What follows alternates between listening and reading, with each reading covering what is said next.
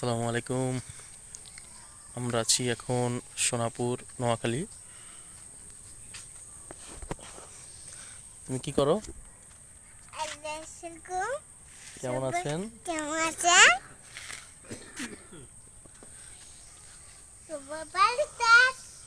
তো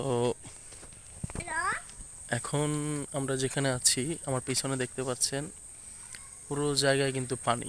পুরো জায়গা, এই পুরো সাইডটা এখন পানিতে ভর্তি।